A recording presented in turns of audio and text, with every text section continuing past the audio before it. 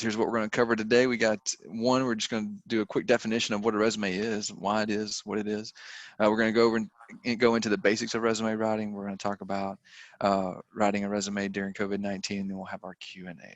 So let's get started. Defining a resume. So I like to call the resume the bones of your candidacy. Okay, so you are a candidate for this job, for this opportunity, and really this is where you're starting to lay down the structure of like how they're going to see you. So it's a summary of qualifications for a job, internship, scholarship, or some other opportunity where they're asking you to submit this document called a resume. So it's really about creating a well-crafted and strategic resume. That's about that's the first step to any successful job and internship search, right? So it's again taking a look at what your qualifications are and putting those to paper, all right? And then the goal of this document obviously is to obtain an interview, all right? So let's talk about the basics of resume writing. So you got three sections, generally speaking. You have the header, the education section, and the experience section. That's what your standard resume is going to always have. How you break those things into, particularly when you get into experience, how you break that down can look a lot of different ways. The header and the education are pretty straightforward, especially the header, which here's an example of that.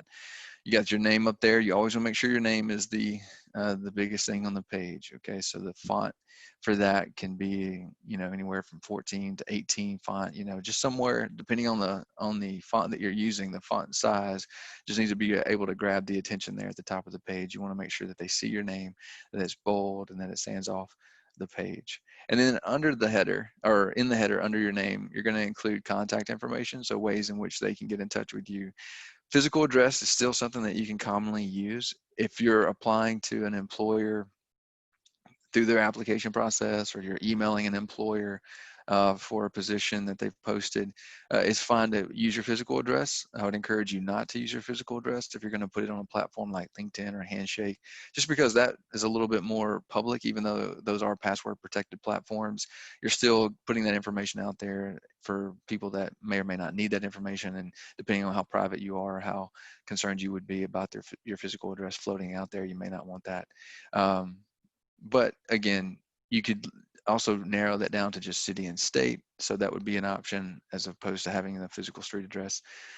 The phone number is something that you would always want to put on there, as well as the email address. And in this case, the student here has used a Loyano email address, which is fine. Particularly if you're our junior that's, you know, with us today, you know, you can continue to use your Loyola email address. If you're a senior, I'd encourage you to switch. If you've graduated this May, I would encourage you to think about switching that to a different email account.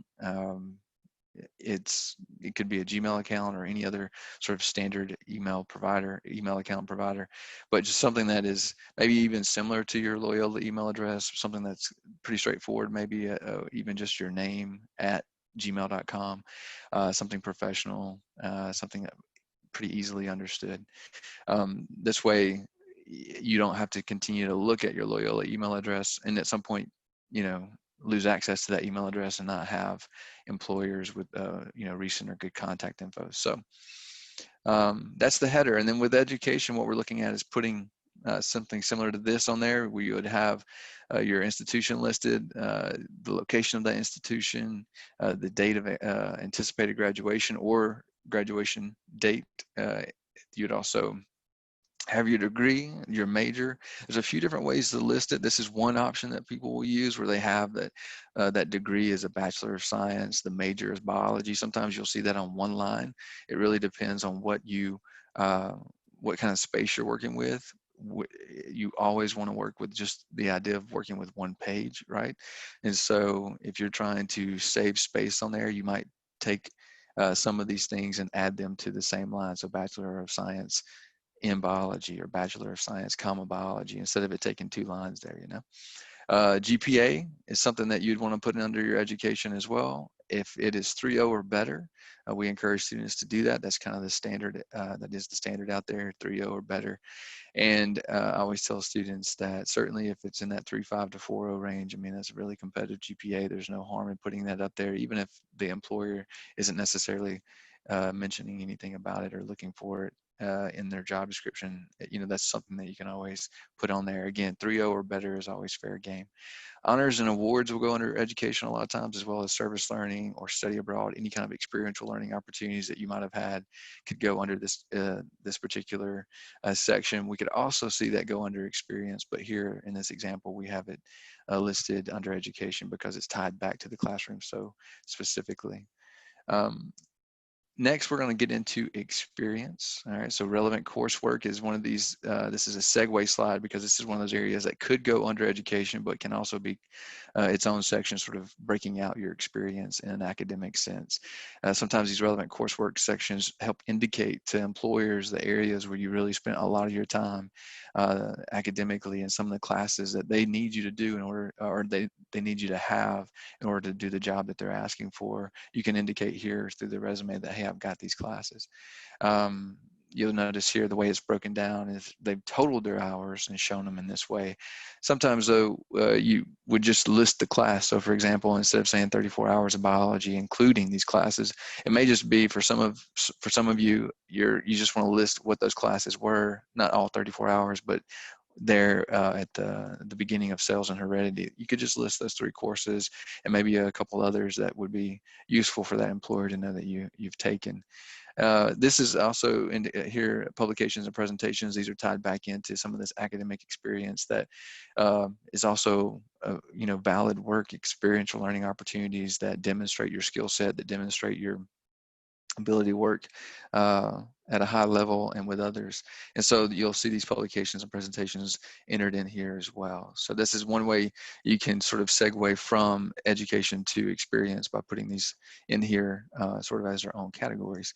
You can also take your related experience and just get into the work, right? Get into the work that is specific to the opportunity you're applying for. You're going to want to use, again, the job description to really indicate what is related experience. Okay, so if this is a position, for example, here, this is, you can see the related experience has to do with interning, so as a research intern, and then there's medical experience, there's experience within a clinical setting. So you could tell that this resume is really geared toward the medical field, medical science, perhaps a med school application. And so this is the related experience that pops up as a result. You really want to pay attention to what that job description says and how you can build out your own, again, the bones of your candidacy. What is that skeleton, that frame that you're going to build up from as you move from your resume to your cover letter, where you're going to highlight some of these things on your resume and then sort of kind of breathe a little bit of life into the bones of your candidacy, right? This structure that this underpinning that you've created. And then eventually, hopefully, land that interview and be that in-person, here in the flesh kind of candidate that you are, right? Here I am, not just a piece of paper as a resume, not just another piece of paper as a cover letter, but here I am as the real live candidate here for you.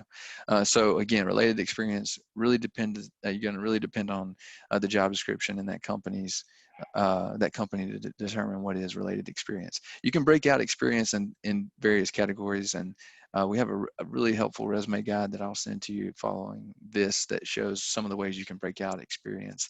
But I want to go ahead and get into writing a resume during COVID-19 and some of the questions. One of the really big questions I think associated with writing your resume during this time is, should I add a canceled opportunity to my resume? And the answer is yes, but how, right?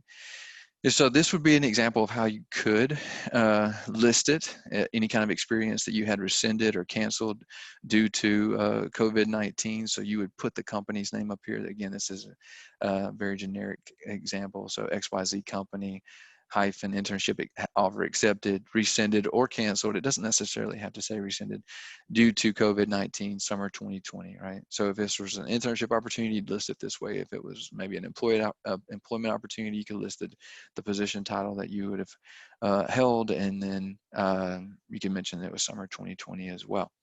All right.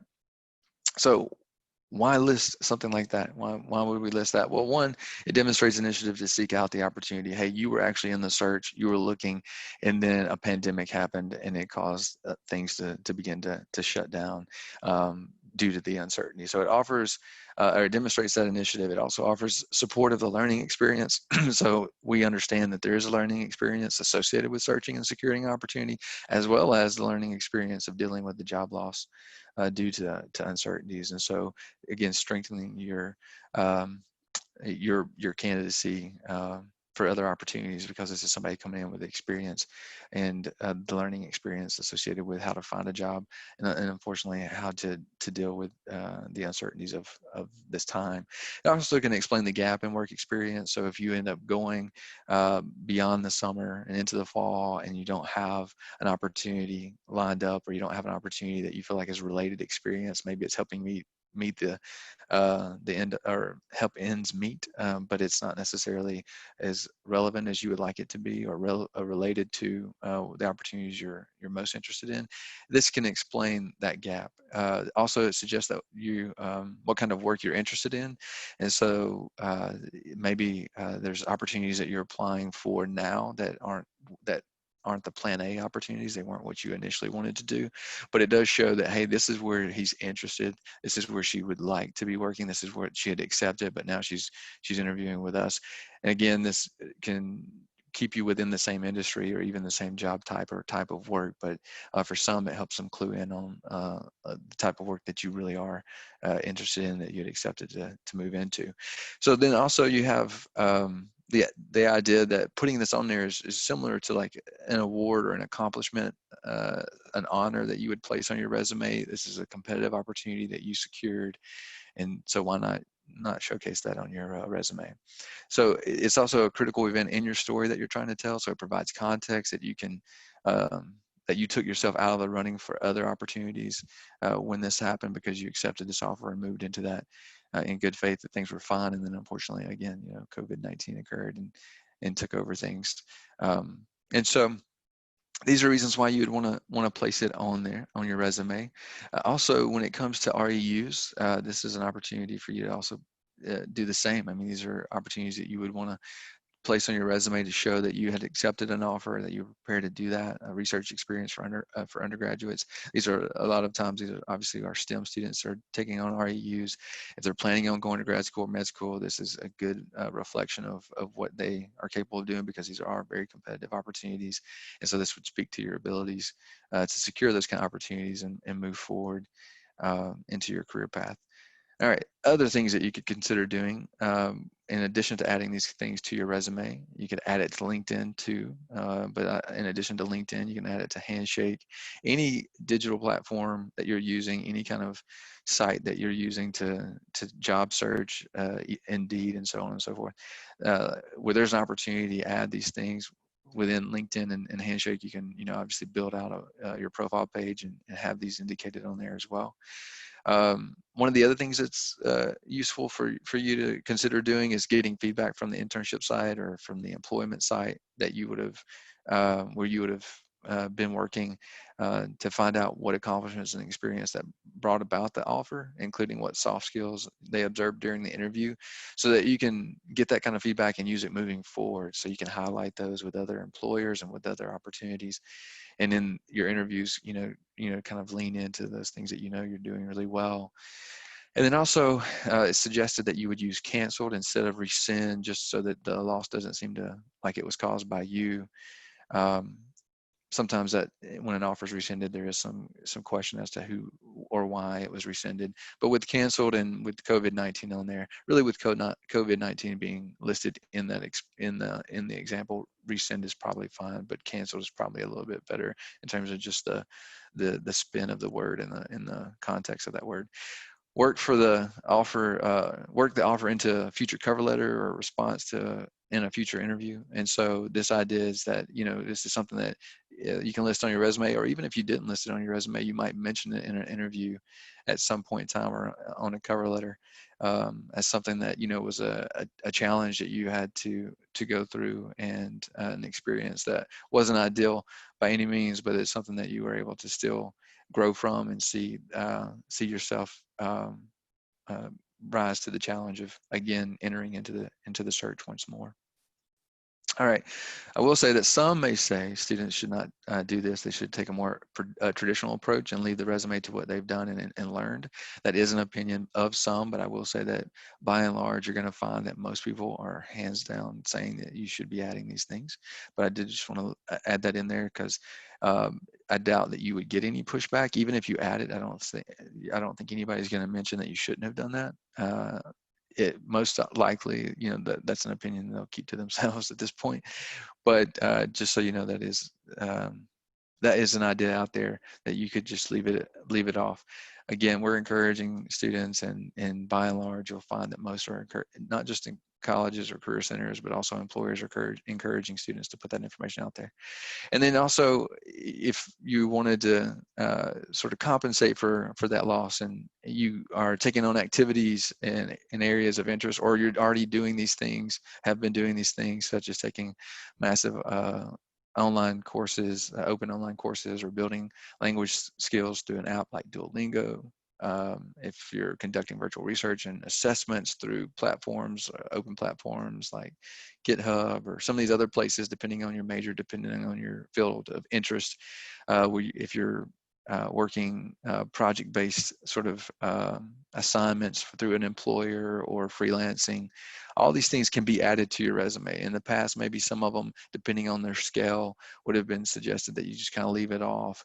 But given that circumstances are what they are, you can certainly add these things to your resume to show that you're continuing to engage in those areas of interest and continuing to develop those skills, hone those skills, and you're not just sitting and waiting for an opportunity, but you're actively waiting and actively involved in trying to continue to develop as a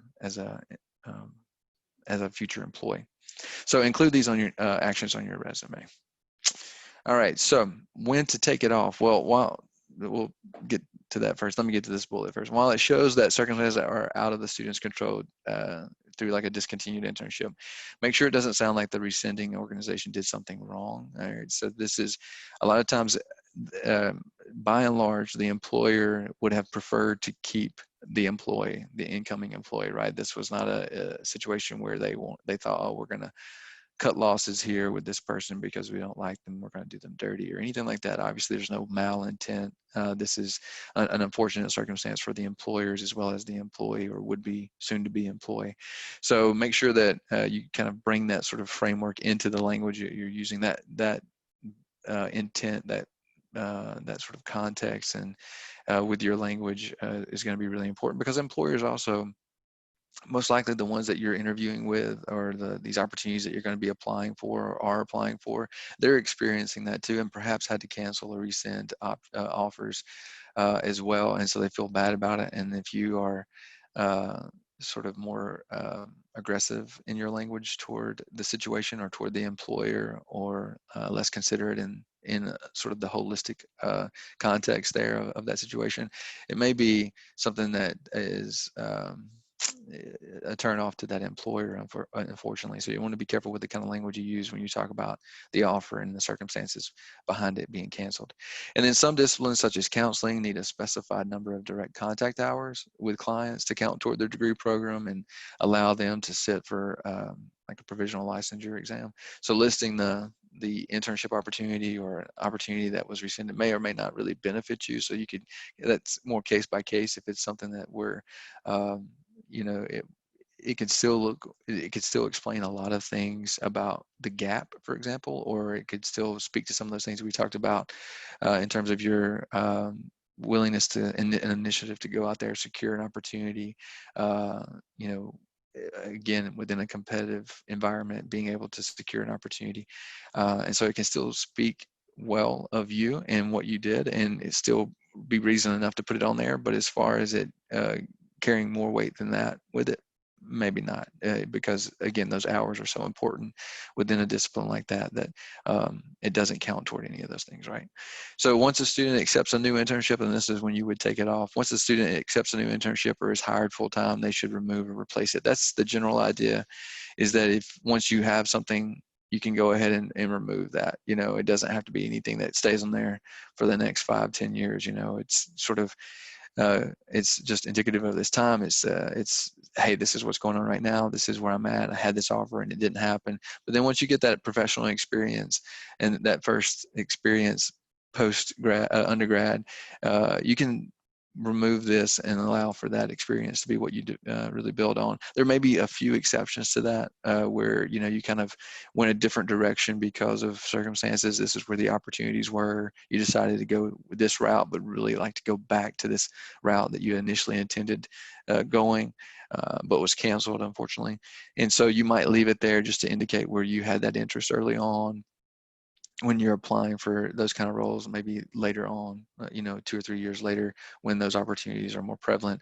And that way it indicates an interest beyond just that moment. You've had an interest in those areas. So, all right. So all that information is from NACE, our National Association of College and Employers, and the colleges and the college and employer members almost unanimously agreed that the rescinded internship should be included on a student's resume. So any kind of rescinded internship, again, canceled opportunity, feel free to put that on there. You have the sort of the blessing of, colleges, employers nationwide to do that, again, given circumstances being what they are. All right, so I went through that pretty quickly, and I've gotten to the Q&A already, so please let me know if you have any questions. Any questions?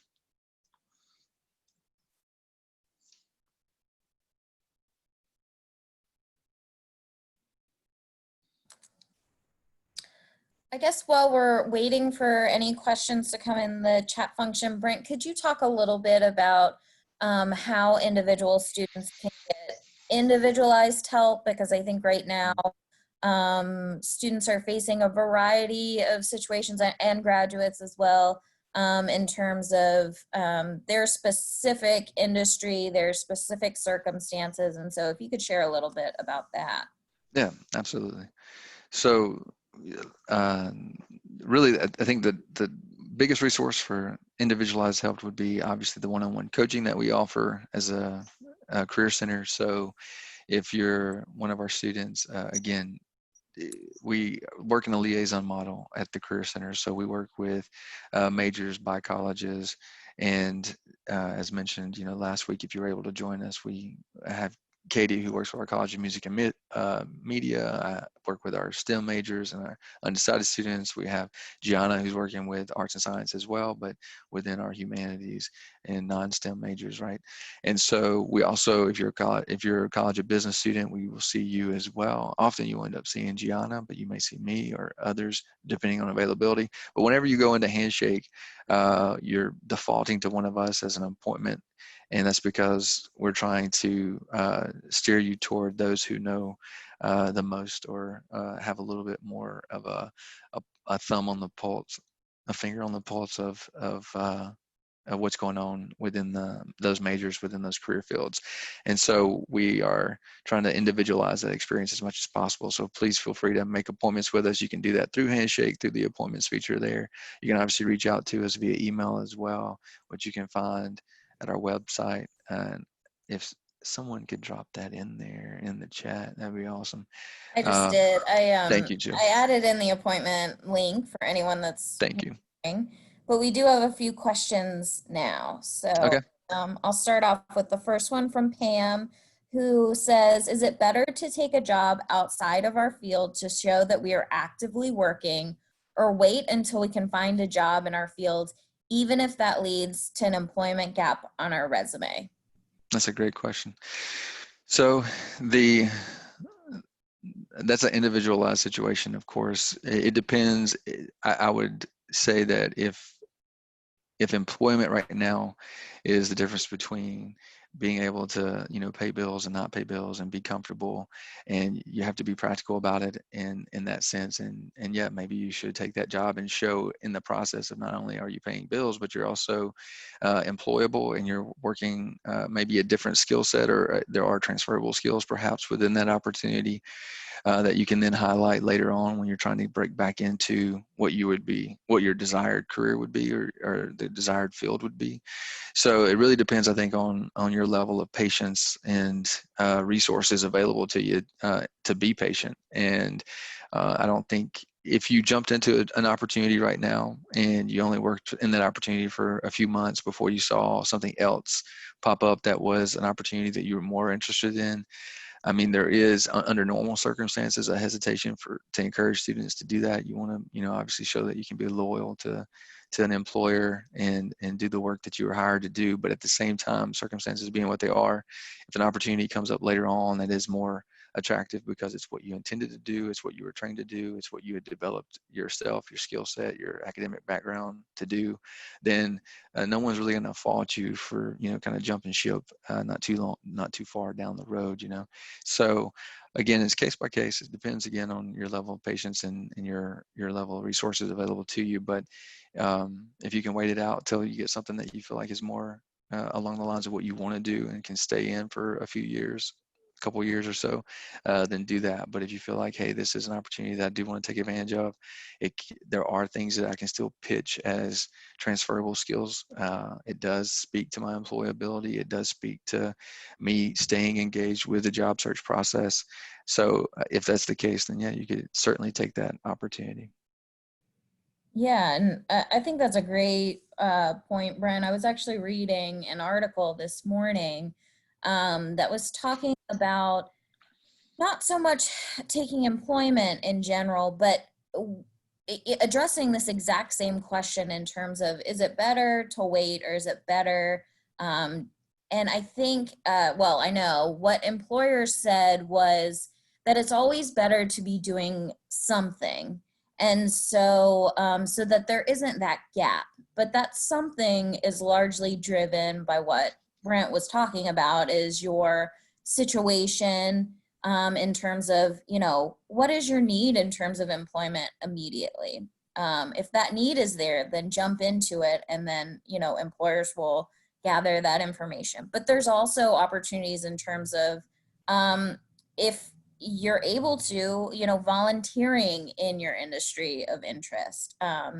Employers, by and large, they understand what's going on. And so it's most important, I think, just to be doing something, whether that's employment, whether that's volunteering, whether that's interning. All of that's driven by individual circumstances. But something over nothing was the main takeaway from that article. Yeah. Thank you, Joe. Yeah. I have another question here.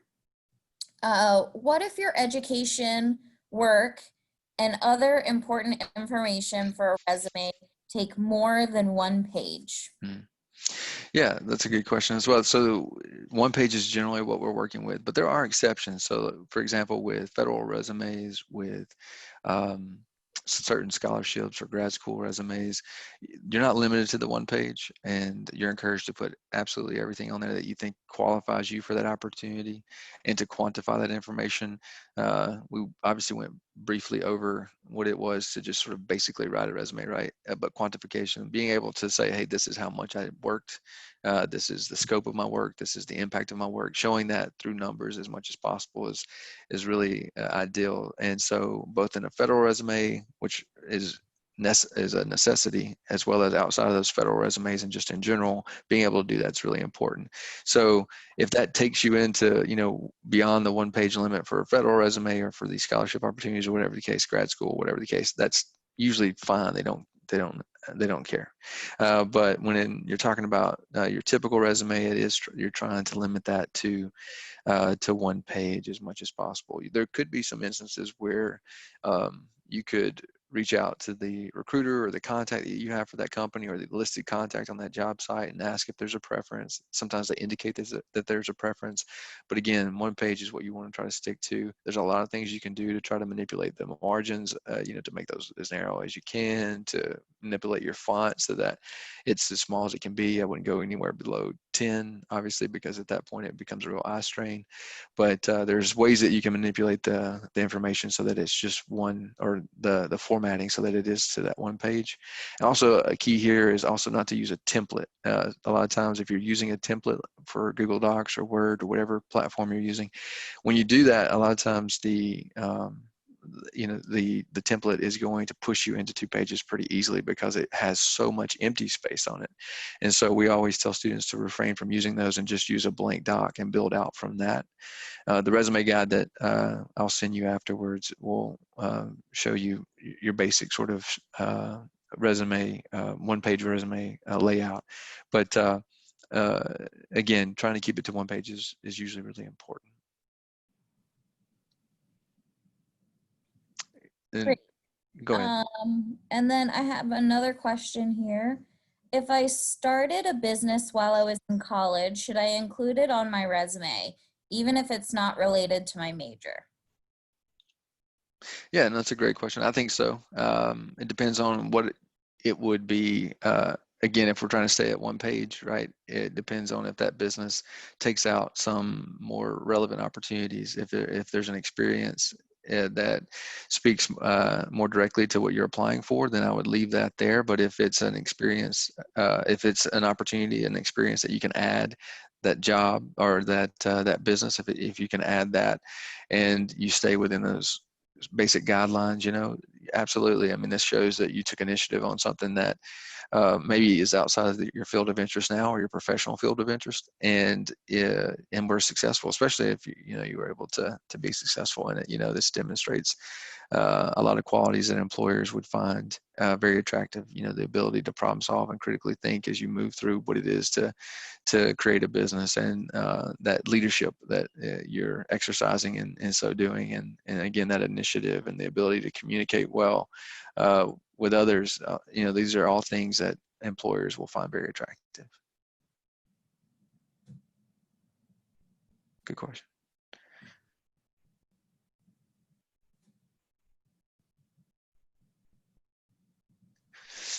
Good questions. Thank you all. Feel free to keep typing in more questions.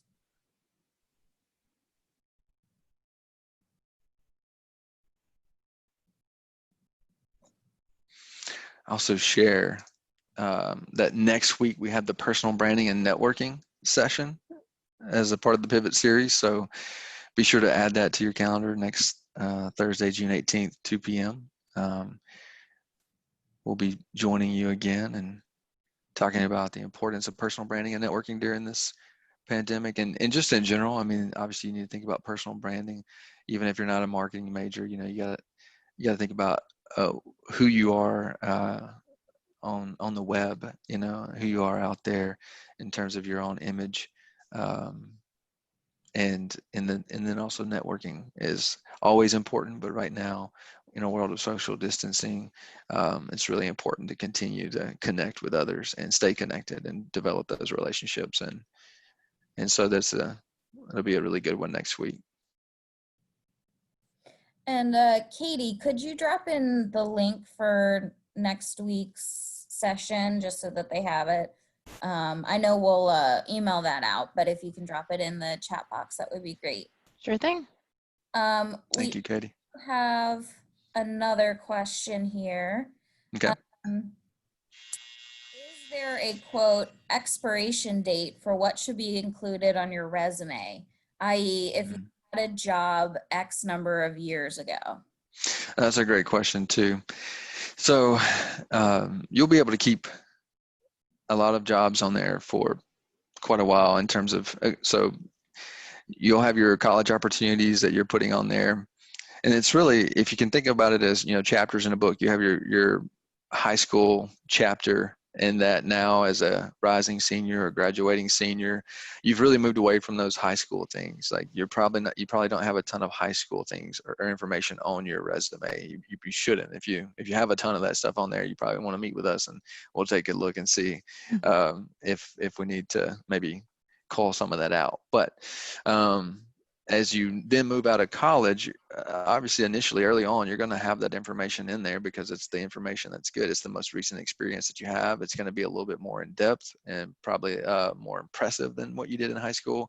And so you move into the professional world and it's similar. As you get 2, 3, 4 years into the professional world, and particularly as you get 1, 2 professional experiences onto your resume, it's going to naturally push itself off. Like the college stuff will push itself off, right? And so it's, again, if you're trying to keep it to that one page, which you will for the next few years, try to keep it to a one page document. Some of that is just going to naturally have to be pushed away as you get more experience, professional experience to add to that resume. So some of that's a little organic, and it depends, on you as an individual and how many opportunities you end up finding yourself taking advantage of in your career. But then there's, obviously once you get 2, 3 professional experiences, you're probably at that point into, at least a decade of being a professional. And so all of a sudden you're not limited to one page. And so you could go into, excuse me, 2 pages pretty easily. And that would be fine as long as everything on those 2 pages is, within the realm of, your professional experience and demonstrates that how you're qualified for the opportunities that you're applying for. And so again, that's something that's on down the road. But for right now, in terms of what you would want to, the kind of information that you would push away due to some sort of expiration date would be just the things that are most likely like your high school information, or things that are quite a ways back that don't really speak to where you're going professionally now. Yeah, that's great. While we wait for any other questions to come in, Brent, I was wondering if you could talk a little bit about, particularly in this time of COVID, when maybe their student's internship was canceled or this or that, kind of leveraging other experiences that are work-like, but that you may not initially think of as being work-like on your resume. So, leadership roles and things Mm-hmm. like that. And so thinking Yeah. how to fill out that resume, even if maybe an experience got canceled for you, or you're having trouble filling out that whole page. Yeah, absolutely. So, and this would be something that you would want to try to do anyway, even if, and it may already be on your resumes, but you would want to put experiences that are outside of what you would consider maybe your professional track in terms of field specific, major specific stuff. Like, we had that related experience category as an example, but there's also experience in leadership, maybe from involvement with or campus organizations or community organizations, where you may have not even been paid. This was a leadership opportunity that was totally volunteer, but you were able to coordinate details for certain events, or you were able to be sort of behind the scenes doing things as a volunteer that really showed your investment into that organization and their purpose, their mission, what they were doing, the values associated with that organization as well, that it might also be very much in line with the values of the employer that you're now trying to apply and work for. And so finding those opportunities that are volunteer based, maybe you did get paid to do certain things as well for an organization, or maybe it was like one-off freelancing kind of things. And we talked a little bit about this briefly, that those are things that you could now feel free to add onto your resume, because maybe there is some space to work with because of a canceled internship or employment opportunity. And so, yeah, look at what you've done, outside of a working environment that still shows or demonstrates that your willingness to give time, energy, effort, your skills to something. What are those opportunities that you've taken advantage of outside of the classroom, outside of working, that could translate into good experiences for your resume to demonstrate, yes, you are somebody that has invested yourself in this and made yourself a stronger candidate because of the strengthening your skills and your investment in this opportunity, this community, this organization. So those are things that you can take a look at for sure to beef up your resume.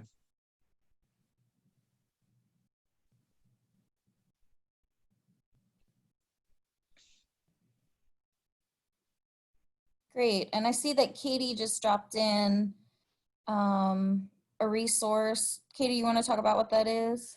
Yeah, sorry, couldn't take myself off mute for a second. Yeah, I just dropped in this image that that shows different bullet points and things to highlight specifically during this the COVID time right now, where you can kind of be proactive in adding different independent study or projects to your resume that you find personally interesting, or that are maybe aligned with a specific employment opportunity that you're looking for, just to continue to show that employer, how you're being proactive in this time and how you are really dedicated to your professional development and your professional growth. So this is just, the sky's the limit when it comes to this, but this is just kind of a launching point for ideas for different things to be adding to your resume. Thank you, Katie. Mm-hmm.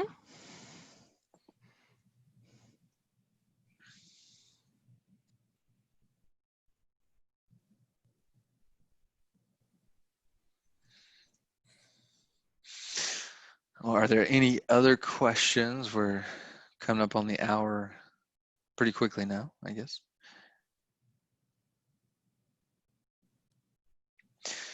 Again, feel free to make an appointment with us at any point in time. This summer, we're happy to help. There are resources we'll share afterwards. I'll be sure to follow up with y'all. But we're happy to be a resource through our coaching as well, through those one-on-one appointments where we can sit down and really take a look at what your specific situation is and where you want to go, what you're in, what you're facing, and what your plans are, and so how we can help you accomplish that. And you can do that through the link in the chat, and of course the follow-up email will have some links as well.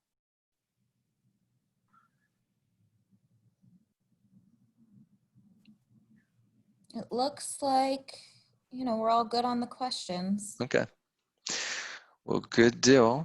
Well, thank you all for joining us again today, and we'll hopefully see you next week at Personal Branding and Networking, 2 p.m., June 18th. And again, if you have any questions in the meantime, feel free to reach out to us. And y'all take care out there.